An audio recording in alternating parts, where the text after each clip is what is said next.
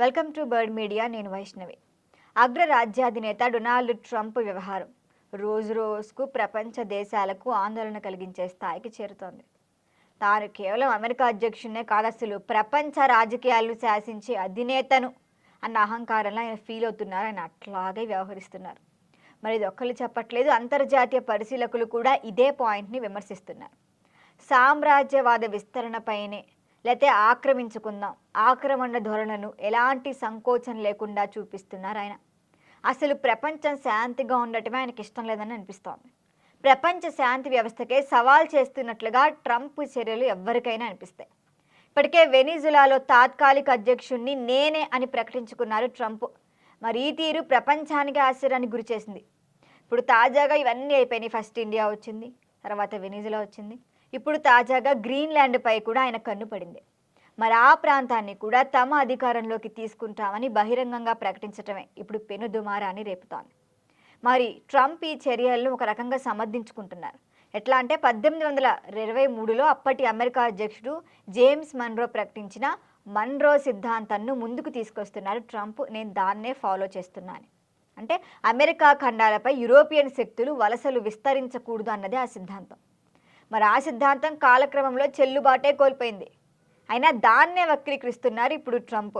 దాన్నైతే ఆయన ఇప్పుడు పేరు మార్చి ఇది ట్రంప్ సిద్ధాంతం అని పేరు పెట్టుకొని ప్రపంచంపైనే పెత్తనం చెలాయించాలనే ప్రయత్నం చేస్తున్నారు ట్రంప్. గ్రీన్లాండ్ను మేము ఆక్రమిస్తాము అని ఆయన ఓపెన్గానే వ్యాఖ్యలు చేస్తున్నారు. ఆ వ్యాఖ్యలపై డెన్మార్క్, గ్రీన్లాండ్ అయితే ఇప్పటికే తీవ్రంగా స్పందించాయి. గ్రీన్లాండ్ ప్రజలు తాము డానిష్ పౌరులుగా కొనసాగుతామని స్పష్టం చేస్తూ మేము అసలు అమెరికా ఒత్తిడికి లొంగేదే లేదని కుండబద్దలు కొట్టారు. డెన్మార్క్ అయితే నాటో కూటమిలో కీలక సభ్యదేశం. అమెరికా నిజంగా గ్రీన్లాండ్పై దాడికి దిగితే నాటో కూటమి విచ్ఛిన్నమయ్యే ప్రమాదం ఉందని కూడా డెన్మార్క్ హెచ్చరిస్తోంది. ఇక రెండో ప్రపంచ యుద్ధం తర్వాత ఏర్పడిన ఈ రక్షణ కూటమి బలమే ప్రపంచంలో సమతౌల్యానికి ఆధారం. మరి అలాంటి కూటమిని ట్రంప్ టచ్ చేద్దామని చూస్తున్నారు. ఎందుకంటే తన స్వార్థ రాజకీయాల కోసం దెబ్బతీయటానికి సిద్ధంగా ఉన్నారన్న అభిప్రాయం కూడా ఉంది. 500 ఏళ్లుగా చూస్తే డెన్మార్క్, గ్రీన్లాండ్ మధ్య ఉన్న చారిత్రక రాజకీయ సంబంధాలను పక్కన పెట్టి సహజ వనరులపై ఆధిపత్యం కోసమే అమెరికా ఈ ఆక్రమణ యత్నాలు చేస్తోందని నిపుణులు అంటున్నారు. ఇక ప్రచ్ఛన్న యుద్ధం అనంతరం సోవియట్ యూనియన్ పతనంతో అమెరికా ఏకైక అగ్రరాజ్యంగా మారింది. అప్పటి నుంచి నేనేగా అగ్రనేతని అన్నట్లు ఇష్టం వచ్చినట్లు ప్రవర్తిస్తోంది. ఇప్పుడు ప్రపంచ రాజకీయాలను మలిచే ప్రయత్నమే చేస్తోంది అమెరికా. అయితే ఇప్పుడు సిచ్యువేషన్ అయితే మారిపోయింది. వ్లాదిమిర్ పుతిన్ నేతృత్వంలోని రష్యా తిరిగి శక్తివంతంగా మళ్లీ రీగైన్ అవుతోంది.